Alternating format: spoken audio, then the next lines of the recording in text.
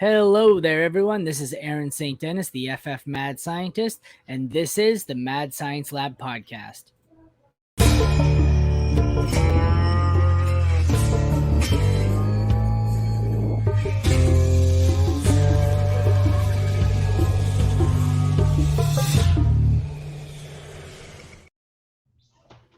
Today, we're going to be continuing on with the My Thoughts series, and here to break down the Cleveland Browns is Ryan Miner. Ryan, thanks for joining me. Hey, thanks for having me on, man. Yeah, well, it's not going to be a fun one. Cleveland Browns, that's not all that exciting. So you want to take a second here before we get into that bore to tell everyone where they can find your work? Sure. I mean, you can find me all over Twitter, RyanMiner_FFB. You can find my work over at fffaceoff.com. I also do a lot of rookie mock drafts from 1QB to Superflex on Sleeper. So if you ever want to join one, just hit me up on Twitter because more than likely I'll probably be hosting one. Awesome. Sounds good. All right, let's get right into this wonderful team. The Cleveland Browns. Kind of an interesting QB room. We have the presumed starter, Deshaun Watson, in his massive contract. Didn't look all that sharp last year. I assume he will be better this year. Josh Dobbs is slated as the backup after starting games last year in Tennessee. And newly drafted rookie Dorian Thompson-Robinson rounds it out. What are your thoughts on these three here? I like Deshaun Watson right now. I mean, he did exactly what I expected him to do last year. I mean, we were all kind of hoping with the suspension and everything and basically being out of the game for a year and a half that he could actually bounce back. But it's he goes from the Texans to the Browns. He has a whole new offense to learn. He's going to look rusty. And he did exactly that. So, I mean, for the 6 games he played in, he only produced 123.6 fantasy points and 6 points per touchdown league. But if you extrapolate that over 17 games, if it was a perfect season, he actually would have been the QB5. And looking at where he goes right now, because I use Fantasy Pros kind of based on how I look at rankings, he's going right now as a QB10 in draft. So to me, if you can get to QB10 for the QB or QB5 for the QB10 price value, that seems pretty good for me. Yeah, I agree. I think he's probably a great value. A lot of people I think just won't draft him because he's a scumbag, but I guess it's fantasy football. You do what you got to do. Yeah, you definitely expected there to be some growing pains and a learning curve with a new offense after having been out essentially 2 years. But I guess this year we're going to see if there's anything left. I expect him to be just fine. He's got lots of weapons now and a half-decent team here, so he should be all right. I'm expecting him to finish somewhere around QB6, I think, but, his floor is probably QB10, so he seems like he's pretty safe. Yeah, and QB6 last year was Kirk Cousins, so use that, to kind of look at a baseline. And also, if you look at this offense, too, last year they were more run-oriented. I think they're going to be more gunslinging. It's going to be more of a pass-heavy, so I think it's going to be a tremendous value, just for fantasy reasons. If you don't want him for the scumbag reasons, that's fine, too. Fair enough. If I didn't play the scumbags on my fantasy team, I'd run out of players to play. So, all right, moving on to an interesting wide receiver room. We have Amari Cooper, who should be the alpha, newly acquired Elijah Moore from the Jets, newly drafted Cedric Tillman, the rookie out of Tennessee. We have, I'm all over the place with my graphic here today, hey? All right, we have Donovan Peoples-Jones and David Bell and Anthony Schwartz. So we have kind of an interesting room here. Cooper's going to be involved for sure. You would think so would Moore. DPJ and David Bell were last year's thing, and neither really panned out, leaving Cedric Tillman. So I think it's going to be Cooper and Moore for sure.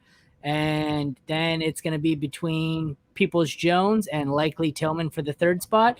And my graphic being out of format is bugging the hell out of me. So good luck finding those wide receivers.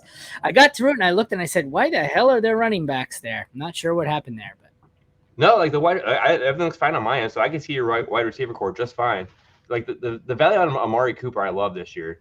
I feel like he's going to be going later in drafts than we expect just because of how he performed last year. He basically was he finished actually wide receiver 8, I want to say. Yeah, I think so. So I mean, sneakily, most people didn't realize he actually finished as a back end wide receiver 1. So to look at that and think of how I see they're going to be more of a pass heavy, I think he could actually improve and going as like a mid to back end wide receiver too, possibly. I think he has tremendous value there too, also. So like between him and Watson right now, I like both their values. I like his value too. What I'd like to do if I draft Amari Cooper is trade him every time Cleveland plays on the road and then get him back when they're at home. Because I owned him in a few leagues last year. I bought him low.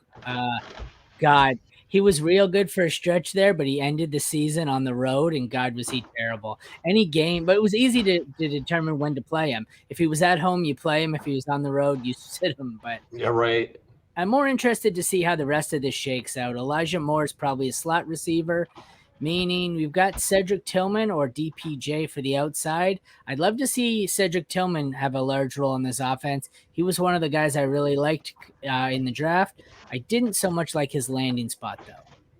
I didn't mind his landing spot in all honesty. Like Tillman, I felt like he was more overshadowed by being injured and Jalen Hyatt taking over the Tennessee offense there. So like when we saw him, it was his because I think he was a fifth-year senior. I think he was a double freshman. I think he redshirted his freshman year.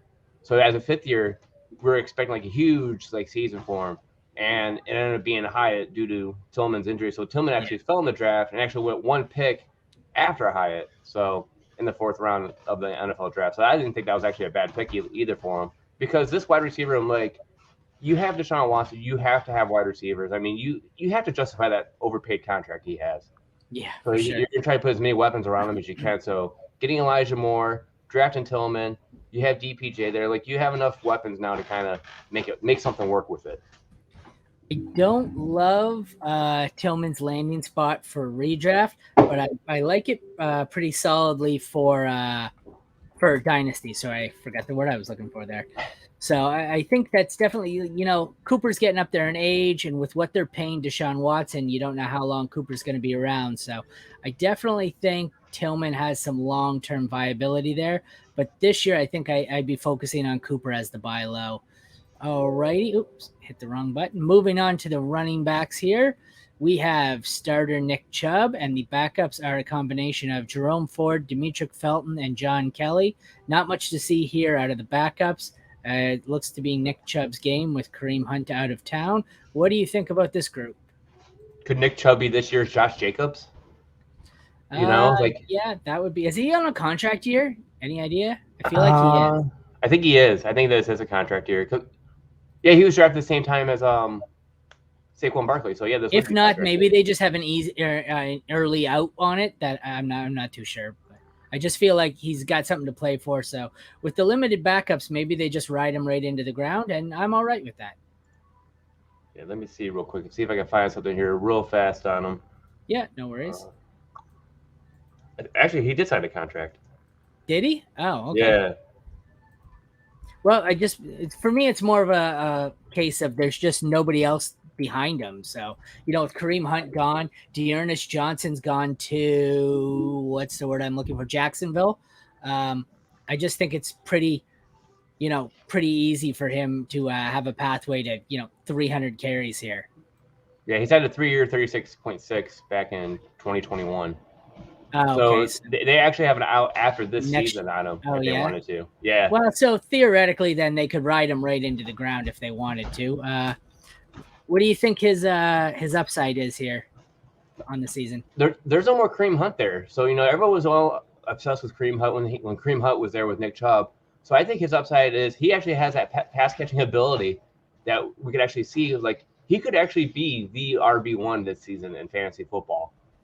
Looking at it, that's how huge his upside could be, especially if this offense, if it pans out the way it wants to pan out. I mean, the Browns even spent a 4th round pick on a huge offensive lineman from Ohio State. He's like 6'8", 300-some pound guy. I mean, he's huge. So I mean, it just tells you they're just trying to help out Deshaun Watson, help with that running game, and I think this could be Chubb's season as being the RB1 in fantasy football. Every year he seems. I know he doesn't get the receptions, but every year he seems to challenge for the league lead in rushing yards. So at any given moment, he could rack up 1,500 rushing yards, and he seems to always find his way into the end zone. So I mean, last year he had 27 receptions. So I mean, if he goes, that's more than 40, I would have thought. If he goes north of 40, I mean, that'd be very good. which I guess anything's possible with Hunt out. If you had to guess, do you think Ford, Felton, or Kelly gets anything added with nobody as a backup? Maybe I've always liked Jerome Ford in a way. I've always had a thing for him. So I think it would be him as more of the backup. So he'd be more like a late round pick if I would Yeah. had like a deep bench. I'd be willing to add over anyone else here.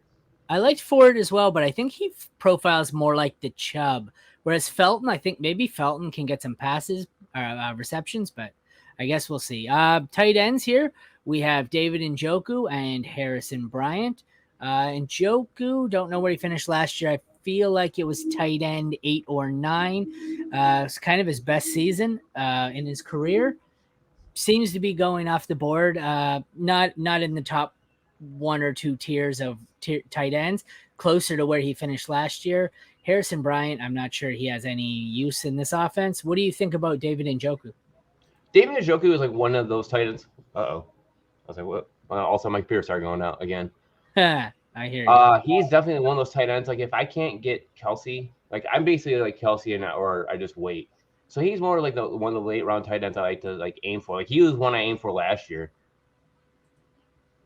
And Yeah. like I said, with Watson being more of a pass, I think he'd actually we'd see more boom games from David Njoku. Like he was like one of my favorite plays last year, especially in DFS because he was always one of those cheap options. And next thing you know, you got a top 5 tight end for dirt cheap. Yeah, I have him in a couple of dynasty leagues as my only tight end with a bunch of rookies or young guys, and he's not sexy, he's not exciting, but he'll be. Outside the top 6, it's always a crapshoot for the rest of the tight ends. But I think as far as the supposed dead zone tight ends go, he's not the worst option. Like I'd rather have him probably over like a Cole Kmet. I think he's probably in that same tier there, just below Freiermuth maybe. If he's someone where if I miss on the early tight end, I'm probably going to look for him late. If you had to, based on you have your Fantasy Pros ADP up still? Yes. Okay. If you had to take a guess on their ADP, where they're going to go, based on that, who is someone you're likely to target off the Browns? Who's off a good Browns? value? Yeah, who's a good value? My favorite value is still Deshaun Watson, just because he's a later type of QB you can get. You're not investing too much in it, and he's easily basically another quarterback you could actually pair with someone else even. I agree with that. He's definitely a good value. I think I'd rather go Cooper. There's just something I learned this when I started with fantasy hockey. There's something about drafting players that you hate. It's so tough to cheer for them all year. And I just can't find myself like I've even had it with I had Rodgers last year at one point as an injury backup. And I just found myself in the 3 or 4 games where I had to start him going, oh, fuck, I don't want to cheer for this jerk. I can't stand him. So I think Cooper's the value here. That's where I would go. Is there someone you think you're going to be avoiding that's, going higher than expected or higher than you would like to pay? My guess it's probably going to be like if the hype starts getting real, I think it's going to be Elijah Moore because I think he might get overdrafted. That's exactly who I was thinking. Everyone thinks he's free and new team and all that, but I think he's just he's a slot receiver. I don't think he's one of the better ones. I think he's there. I think he'll be all right, but if I had to choose between him and Tillman, I think I'd rather have Tillman, especially at the cost. Alrighty. Do you think there's a sleeper on this team anywhere? Cade York's the sleeper, man. He's a kicker. Kickers matter.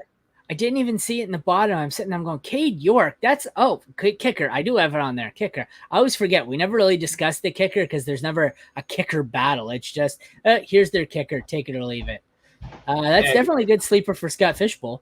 Yeah, because I mean, like, I always look at kickers as like, I hate them but they matter in a way. Like if your offense is stalling, but you can't get the touchdown, you're gonna be getting the field goals, and that could happen with the Browns offense where they go and stall, and could be Cade York. And Cade York, I actually think he was actually having a good season starting out last year as a rookie.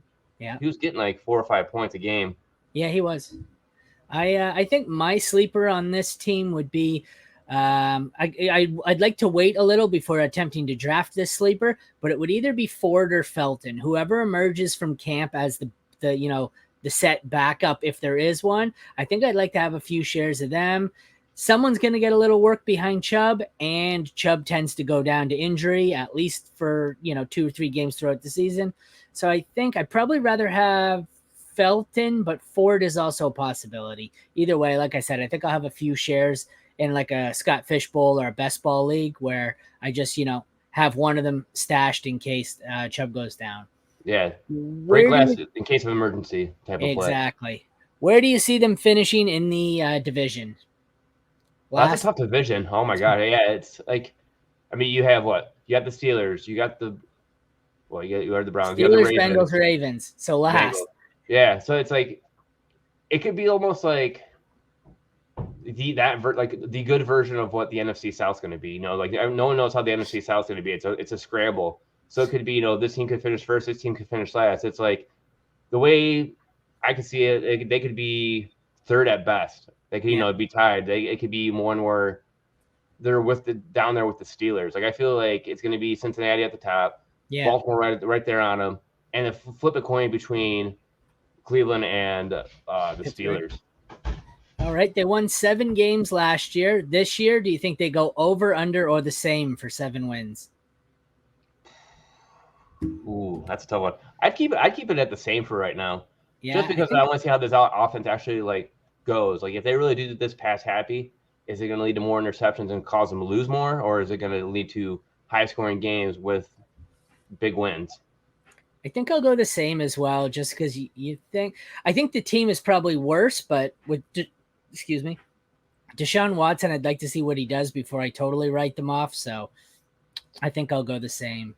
All right. You want to take another shot here to tell everyone where they can find your work? Yeah. You can find my work over at fffaceoff.com. You can find me on Sleeper, Ryan Miner, FFB on there too. Do some rookie mock drafts. Let me know. And find me on Twitter at RyanMiner_FFB. Well, thank you very much, Ryan, for joining me. It was a pleasure. Thanks for having me, man. It was great. That's a lot of fun. Yeah, well, it's normally a little bit more fun. The Browns aren't the most exciting of teams, but okay. This has been my thoughts on the Cleveland Browns with Ryan Miner. Once again, I'm Aaron St. Dennis, the FF Mad Scientist. This has been the Mad Science Lab podcast. Thank you, Ryan. Thanks to everyone for watching. Take care.